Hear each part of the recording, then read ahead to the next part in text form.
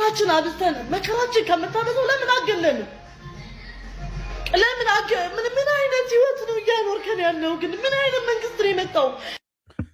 ይህ መንግስት እንግዲህ ያው የሚቀጥል ይመስላል። በነገራችን ላይ ኢየሩስ ከድርጅታችሁ የሚለቀቀው ድምፅ ልቀት በሚል ተፈርሞ ተሰጥቷታል። ይታያችኋል አለ ስሟ ከላይ አለ። በስሟ ተፈርሞ ራሷ ፈርማ ወስዳለች። የጽሁፍ ማስጠንቀቂያ መስጠትን ይመለከታል። የቂርቆስ ክፍለ ከተማ አካባቢ ጥበቃ ጽሕፈት ቤት ከነሐሴ 17 ቀን 2017 ዓመተ ምህረት ልዩ የጉባኤ ኦፐሬሽን በሚል ስያሜ ለአዲስ አበባ ከተማ አካባቢ ጥበቃ ባለስልጣን ከሌሎች ባለድርሻ አካላት ጋር በመቀናጀት ባካሄደው ድንገተኛ የምሽት ድምፅ ብክለትና ክትትል ቁጥጥር ከድርጅታችሁ የሚለቀቀው የድምፅ ልቀት መጠን ከፍተኛ 84 ዲቢ ይላል እንትኑ፣ ዝቅተኛው ደግሞ 78 ሲሆን ይሄም ለአዲስ አበባ ከተማ አስተዳደር በምሽት ከተፈቀደው ድምፅ ልቀት ስታንዳርድ አንጻር ከእጥፍ በላይ 45 አካባቢ በላይ የሆነ ድምፅ ነው። 55 ይመስለኛል የተፈቀደ። እናም በዚህም አካባቢው ነዋሪዎች ላይ ከፍተኛ የሆነ የመልካም አስተዳደር ችግር ከመፍጠሩም ባለፈ በኢፌዴሪ ሕገ መንግስት አንቀጽ 44 ለዜጎች የተሰጠውን በንጹህና ጤናማ አካባቢ የመኖር ሕገ መንግስታዊ መብትን በመጣስ ላይ ይገኛል። የሷን ቪዲዮ አይቼ ልመልስ ለቪዲዮ ልሰራበት ብዬ ታውኩትና እሱ ቪዲዮ ሰራበት። ሁለቱንም የማይበትን መንገድ ልነግራችሁ ነው የመጣሁት። አንደኛ አንተ በጣም አሽቋላጭ አሽቃባጭ የማሽቋለጥም ልኬት ቢኖረው አንተ ነህ። አንተና አንተ ሁለታችሁ ማለት ነው። ስማችሁን ስለማላውቀው ነው። ጋዜጠኛው አንተም ማለት ነው።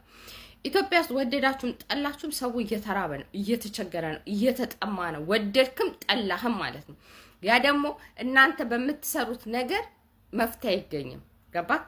ሄዶ መንግስት ይወድቃል። ወደድክም ጠላም ዘላለም የሚኖር መንግስት የለም። ሰው እየተራበ ነው፣ እየተጠማ ነው፣ ቸግሮታል። በቃ ቸግሮታል። በነገራችን ላይ ታመም ያለው ብለክስ ህመምክን አውቀህ ሐኪም ቤት ስትሄድ ነው ለሐኪሙ ችግርህን ትናገራለህ፣ መፍትሄ ይፈልግልሃል፣ መድኃኒቱን ይሰጥሃል። እና መታመማችን መንግስት ካላወቀ እናንተ የምትሰሩት ቪዲዮዎች ህመሙን ሊያድነው አይችልም። መንግስት ቁጭ ብሎ ማየት አለበት ህዝቡ መቸገሩን። ህዝቡ በሰላም ወጥቶ መግባት አቅቶታል። በቃ እንደ ዓለም ችግር ተፈጥሯል። እንደ ዓለም የዓለም ህዝብ ተቸግሯል። ግን የኢትዮጵያ ችግር ደግሞ ሰላምም ጭምር ነው። ሰላም በሰላም ወጥቶ መግባት የለም። እኔ ያለሁበት ሀገር ላይ የዛሬው 3 ዓመት 4 ዓመት መንግስት የለም ነበር። ያለ መንግስት እንዳለ ነው። እንኳን አይደለም ያገሩ ዜጋ ከሀገሩ ዜጋ ውጪ ያለው ወረቀት የሌለው ሰው ራሱ ህጋዊ ያልሆነው ሰው ራሱ በሰላም ወጥቶ ይገባል። ገባክ? ያ የለም ኢትዮጵያ ውስጥ። በሰላም ወጥቶ ሰው መግባት ይፈልጋል። ይሄንን አንተ በምታወራው ሰላም ነው ተረጋግቷል ምናምን በምትለው ነገር ልታረጋጋው አትችልም። እንዲህ አይነት አካሄዶች ለደርግም አልበጀም። ገብተክ ወደ ኋላ ታሪክን አንብብ። ለአጼዎቹም አልበጀም። ብዙዎቹ ከህዝብ ጋር አጉል ነገር ሲጀምሩ ነው መውደቅ የጀመሩት ማለት ነው። የመጨረሻ አይቷ ደውል ሳትደወል መንግስት የህዝቡን ችግር በሰላም መፍታት አለበት። ፋኖም ይሁን ኦነግም ይሁን ምንም ይሁን ከመንግስት ጋር ነው ያለው ችግር አይደል? መንግስት በጠረጴዛ ዙሪያ ተነጋግሮ ይሄን ችግር መፍታት አለበት። ህዝቡ በሰላም ወጥቶ መግባት አለበት። የሰላም ጉዳይ አንገብጋቢ ጉዳይ ነው። የመኖር መብቱ መጠበቅ አለበት። ወደድክም ጠላህም ማለት ነው። ይሄ ለአንተ መልስ ነው። አንቺ ኢትዮጵያ ውስጥ ችግርን መሸጥ ገንዘብ ሆኗል። ችግርን መሸጥ ገንዘብ ሆኗል። ገንዘብ ማለት ነው። በቃ ችግርን ወጥቶ ማውራት ሚዲያ ላይ ገንዘብ ነው። ዩቲዩብ ላይ ችግርን ማውራት ገንዘብ ነው። ቲክቶክ ላይ ችግርን ማውራት ገንዘብ ነው። የትኛውም ሰው ባገኘው አጋጣሚ ችግር ነው የሚያወራው፣ ምክንያቱም ገንዘብ እንደሆነ ስለሚያውቅ ማለት ነው። ይሄ ደግሞ ማህበረሰብን ይገላል፣ ህዝብን ይገላል፣ ትውልድን ይገላል። ችግር የሚሸጥ ትውልድ ያፈራል። ችግርን መፍትሄ የሚፈልግ ሳይሆን ችግርን የሚሸጥ ትውልድን የሚያፈራው ማለት ነው።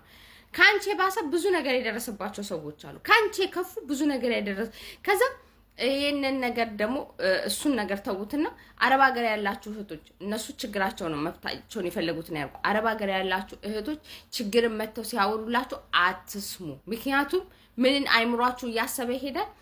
እነሱ ያሉበት ችግር እንዲሆን እኔ ያለሁበት ህይወት የገነት ህይወት ነው ብላችሁ እናንተ ያላችሁበትን ህይወት አምናችሁ እንድትቀበሉ ራሳችሁን እንዳታሻሽሉ ራሳችሁን እንዳታስተምሩ ራሳችሁን እንዳትለውጡ ነው የሚያደርጓችሁ እና በተአምር የትኛውን ቤት ቲክቶክም ይሁን ዩቲዩብ ላይ ይሁን ቁጭ ብላችሁ አትስሙ ቢቻላችሁ አምልጡ ችግር ከሚያወሩ ሰዎች ቢቻላችሁ ሩጡ የራሳችሁ ችግር ይበቃችኋል ችግር ገንዘብ ሆኗል ኢትዮጵያ ውስጥ ችግር ወጥቶ ዩቲዩብ ላይ ማውራት ገንዘብ ሆኗል ስለዚህ ራሳችሁን ጠብቁ ስለነሱ ላወራ ነበር ትቼዋለሁ ችግር የሚሸጥ ትውልድ ከችግር አይወጣም መፍትሄ የማይፈልግ ትውልድ መፍትሄ ሳያገኝ ይሞታል ራሷን በብዙ ነገር እኔ ሌላ ልጅ ራሷ አለች ዩቲዩብ ላይ ቪዲዮ ሰርታ ቪዲዮ ልሰራባት ብዬ ህዝቡ ብሎ ስለተቀበለች እቺው ነበር ለዛም ቪዲዮ ሰራባታለሁ ያቺ ሆስቴሷ ኤርፖርት የተባረረችው አለች ማለት ነው ምን አክል ህዝቡ ችግርን መሸጥ ልምድ እንዳደረገ ማሳያ ናት እሷ ለዛው ማለት ነው ለማንኛውም መልካም አዳር ይሁንላችሁ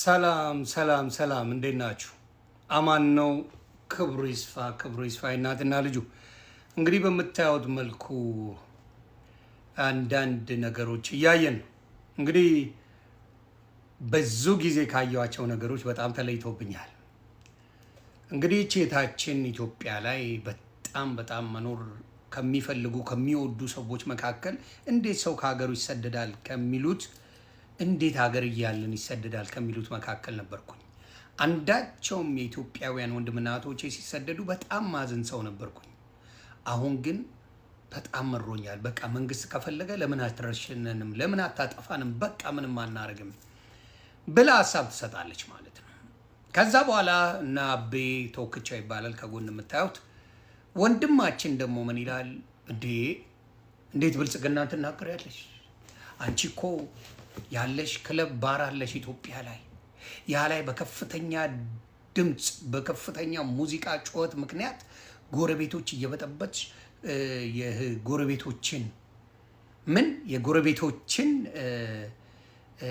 እያወክሽ ነው የምትኖሪው ስለዚህ መንግስት ደግሞ በዛ ጊዜ ላይ ተደጋግሞ ማስጠንቀቂያ ሰጥቶሽ እምቢ ስላልሽ ያንን ስላረገሽ ነው እንደዚህ የጮሽው እንጂ ተመችቶሽ ነበር የምትኖሪው ብሎ ጓገጭ አለ እና ጎረቤትን ያማከለ አይደለም ማለት ለብልጽግና ደጋፊዎች አንድ ነገር ልጠይቃችሁ ይሄ ጥያቄ ነው እንደው ኢትዮጵያ ውስጥ ማንኛውም ባርም ሆነ ሬስቶራንት የሚከፈተው የትኛውም ኢትዮጵያ ላይ ከማህበረሰቡ የራቀ ቦታ ላይ ነው ወይስ ማህበረሰቡ ያለበት ቦታ ላይ ነው የሚጠቀመው ማንኛውም ኢትዮጵያ ውስጥ ያለ እናንተ ማስተዋል ላይ ለምን የተማረ ሰው ብልጽግናን ስለማይደግፍ በሚል ነው የተማረና ዕውቀት ያለው እንዲያሻሽሉ የሚጠይቃቸው ጥያቄዎች የሉም ብልጽግና ላይ ይሄን ብታሻሽሉ ይሄን ብታደርጉ አይሉም ስለሚከፈላችሁ ብቻ የተቸን ሰው በሙሉ ያሳደዳችሁ ምን ማድረግ ነው እንዳውሬ መጮ ነው የምታውቁት ስለዚህ ኢትዮጵያ ላይ የትኛውም ሬስቶራንትም ሆነ የትኛውም ባር የትኛውም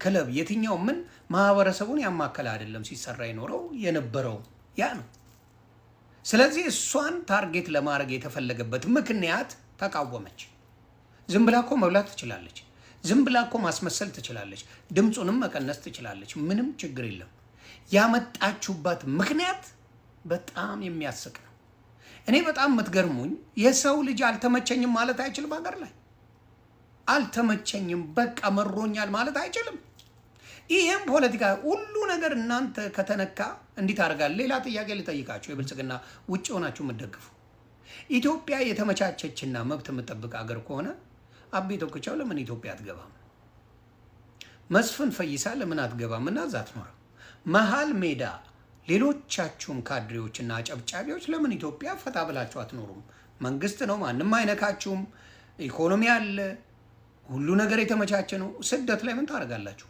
ምን ይጠቅማችኋል የስደት ኑሮ ስለዚህ አያችሁ ችግሩ ምንድነው ማስተዋል በሆድ በከርሳችሁ ስለሆነ እንጂ ዕውቀት ካላችሁ የሰው ልጅ በዚህ ደረጃ ይማረራሉ ብሎ መጠየቅን የመሰለ ትልቅ ነገር የለም አቤ ተወክቻው አባቴ ጥሩ ነው መደገፍ ግን ለምን አትገባም እናደግፍ አብረ ለምን ከብልጽግና ጋር እየሰራ ሀገር አታለማ ለምን ታቋላ የኑሮ ውድነቱን መኖር እንደማይቻል አንተ በፈለከው መንገድ መሆን እንደማትችል ስለምታውቀው ውጭ ሆነ አጨብጭበ ትንሽ ተቆራጯ ስለሚበቃ መስፍን ፈይሳም እንደዚሁ ሌሎቻችሁን ካድሬዎች ያንን መሀል ሜዳም ሌሎቻችሁም ካድሬዎች ያንን ስለምታደርጉ ነው።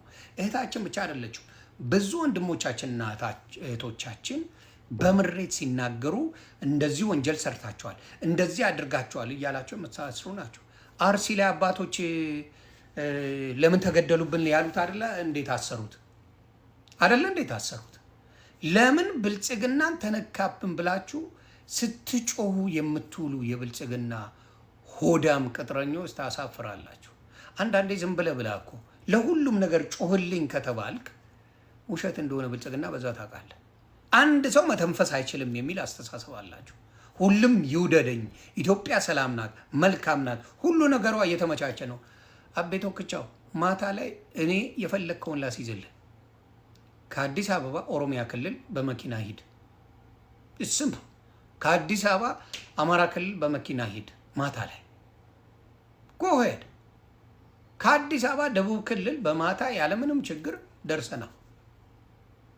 ይሄ ሰላም የሌለበት ሀገር ላይ በሰላም ሰው ወጥቶ መግባት የማይችልበት ሀገር ላይ ሌባ ካድሬ ወንበዴ በበዛበት ሀገር ላይ በቃ ጥሩ አመራር እንዳለ አድርጋችሁ ሰክሱ ማየትን የሚመስል አሳፋሪ ነገር የለም። አንተ ደግሞ ወያታምር ወያታፍር። እግዚአብሔር እባብን የልቡን አይቶ እግሩን ነሳው ነው የሚባለው። እግዚአብሔር ምስክሬ እንደዚህ ነው። እግዚአብሔር የአይቶ ነው የሚሰራ። ያንተን ቆሻሽነት አይቶ በመልክም በምንህም አልሰጠ። ቆሻሻ ሆዳ እቺን ልጅ አጀንዳ አርጋችሁ ቀውጥ ያርጋችኋት እናንተ ናችሁ።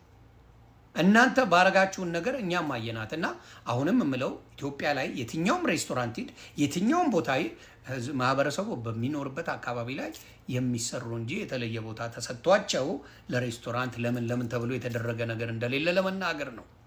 ለማንኛውም መንግስት ይሄዳል፣ ህዝብ ግን ዘላለማዊ ነው። ከህዝብ ጋር ባትጣሉ መልካም ነው ብዬ አስባለሁ። መልካም ቢሰራ የመጀመሪያው ግንባር ቀደም የብልጽግና ደጋፊ ዮኒ ማኛ ይሆናል። ማንም አይቀድመኝም። ግን ህዝብ እያለቀሰ ህዝብ በጣም እየመረረው ወጥቶ ሲናገር አፋፉን ብሎ ለማስገባት የምትሞክሩት አጨብጫቢ ካድሬዎች መሀይማን ግን እኛ ልክ እናስገባለን። ሰላማችሁ ይብዛ። መልካም ቀን